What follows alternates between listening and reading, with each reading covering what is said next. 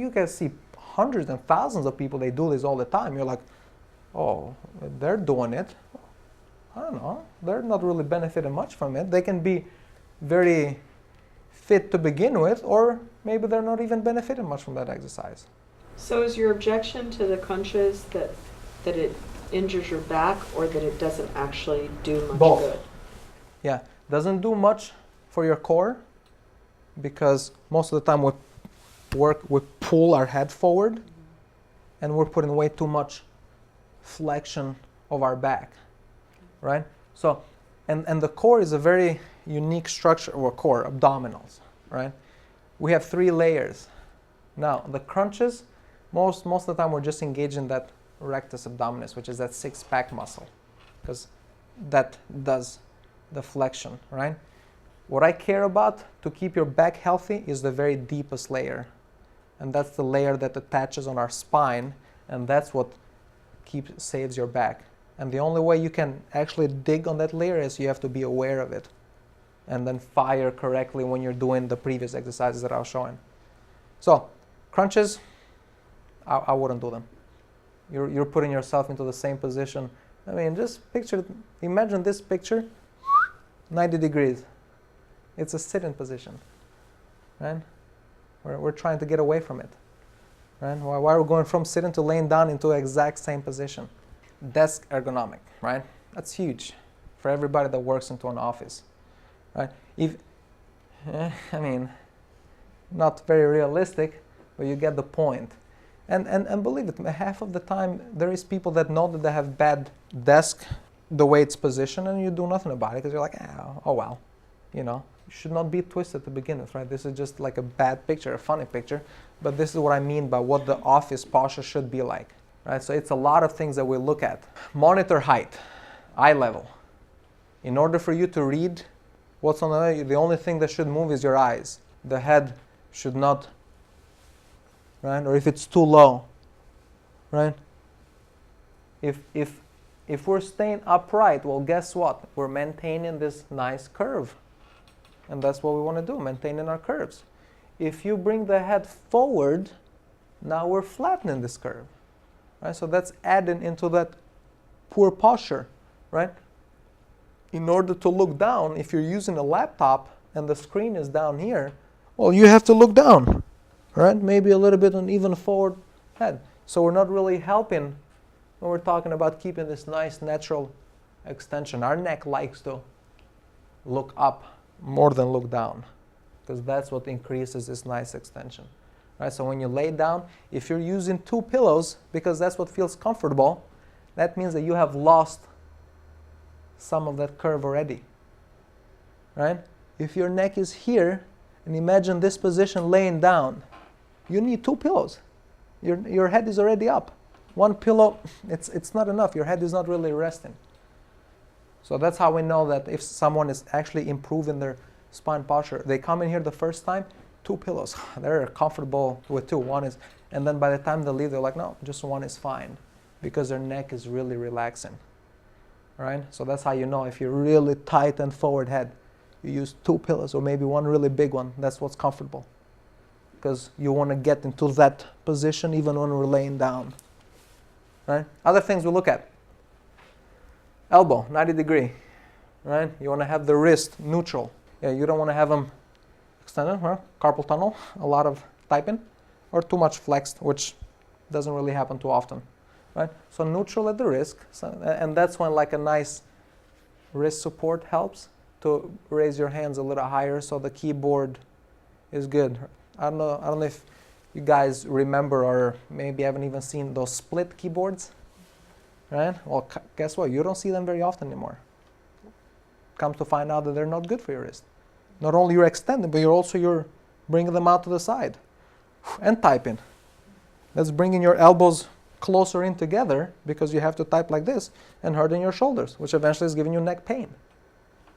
It's like you have neck pain, but you never realize that it's coming from your keyboard, right? So that's, again, this is for the neck, trying to get all this body nice and straight, keep this one. The chair, what's comfortable, it has to be leaning down, right? Just imagine, what are we trying to accomplish here? We're trying to accomplish the gravity. It's pushing down on us, and we're trying to get rid of it on the easiest way possible. So imagine a weight flowing down. Again, it's still flowing. There is no break yet. It's not coming up yet. This is still flowing. This is still flowing, and it's leaving our body, right? And guess what happens if now my knee is higher than my hip? That means that my weight stopped right here, right? It didn't smoothly. It cannot go from here to here because now it's uphill again. Gravity doesn't go up; it goes down, right? So that's what we mean about having everything point downward. So this way, if the chair is high enough, and this is much more comfortable because everything is flowing down all the way to the ground, right? So that's why that's a biggie with a chair. It's too low. Your knees are up, or you're used to tugging your legs on the back of your chair, so your knees are always high. And you're into this position now, and that hurts your back because your weight is stopping right here. If your knees are coming higher than your hips, your back is hurting, right? I'm really short, and I find the biggest problem is that my feet don't touch the ground. That was my next thing. If your feet are not touching the ground, you bring the ground up. Your feet cannot go any lower, right? So that's when we bring the ground up. That's when this guy here comes useful, right? If you realize that what your position all day in your office is in order, because your feet are dangling, right? That's not comfortable. So you tug them all the ways on the back of the chair, and you sit like this all the time, and your knees are bothering you because you're putting way too much bent on your knees, right? We have a lot of blood vessels and nerves that go on the back of our knee. Well, they don't like it to be smushed all day, all the time, and then when you do this, you're like, oof, that feels good to like straighten it every once in a while, right? So instead of doing that, you bring the ground up. A footrest, right? Where do you find a footrest? You don't need one. Phone book. I think I have like 12 in my house. I feel like every month they send you a new one. You know, it's like anything to where we're resting our feet, to where we're still sitting high, but the ground is also coming up. And again, the goal, right? Always remember the goal. We're trying to distribute this weight smooth. A joint that is below another joint should always stay below the joint. Now we're bringing the knee on top of our hip, right? It stopped right here. It's not going up, right? Right? If you have like, you're stepping on a foot that it's always like that, then your ankles bother you a little bit because it's stopping right here at the ankle and it's coming off on your heel, right? Instead of nice and smooth. So again, desk ergonomic are pretty good. It doesn't take much to adjust them. You might take a phone book, right?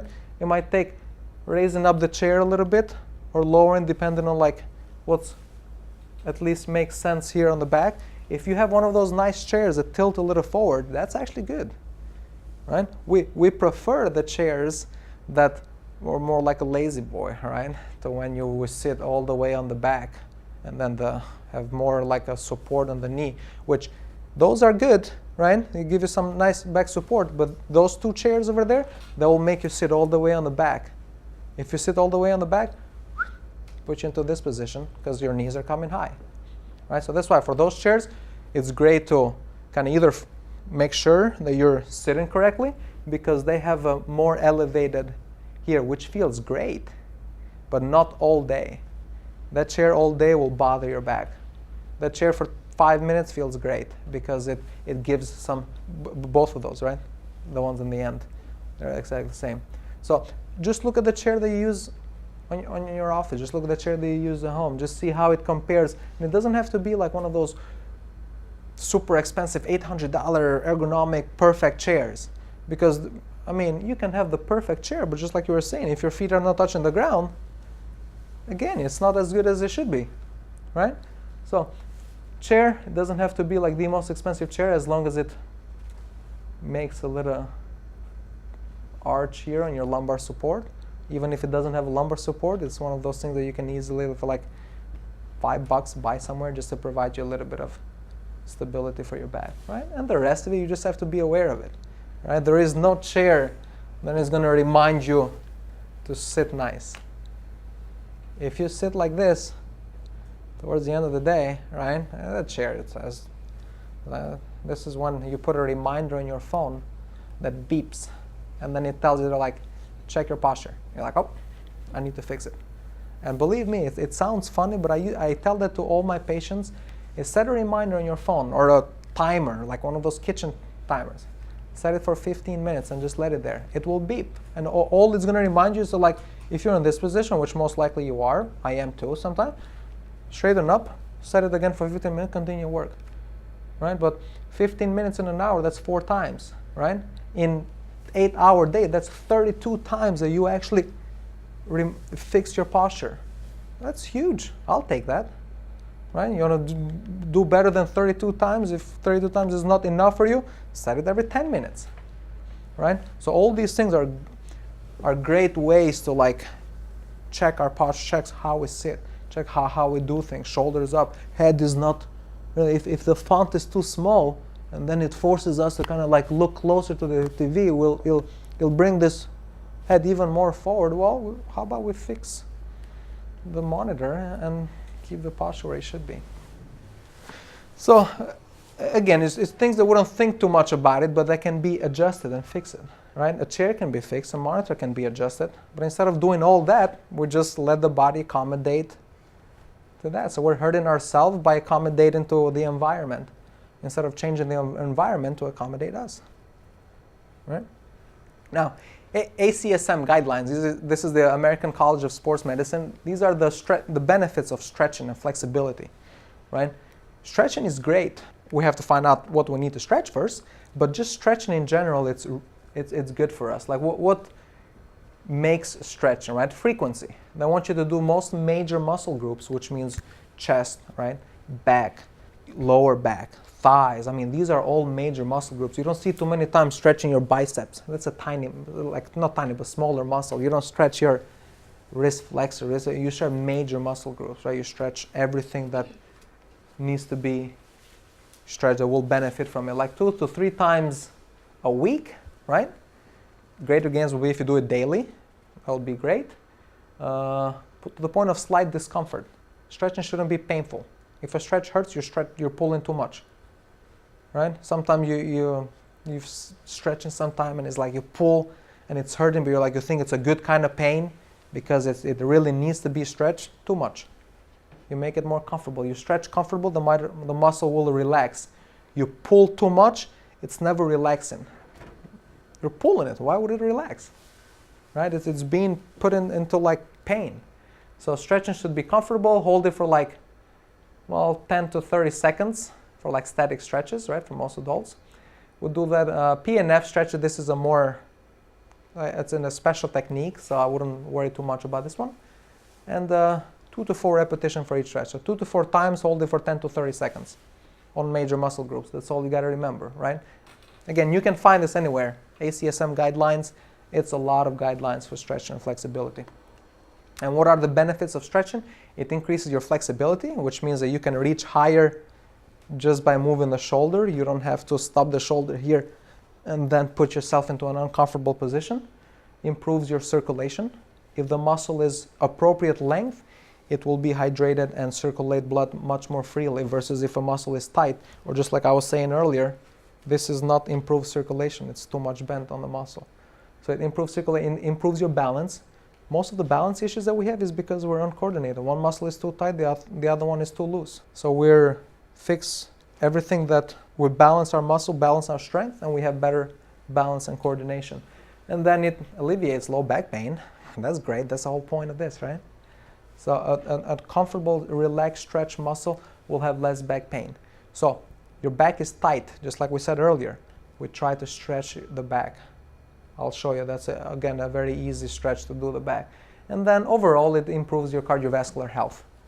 Again, blood flows much more freely on a relaxed muscle compared to a very tight muscle.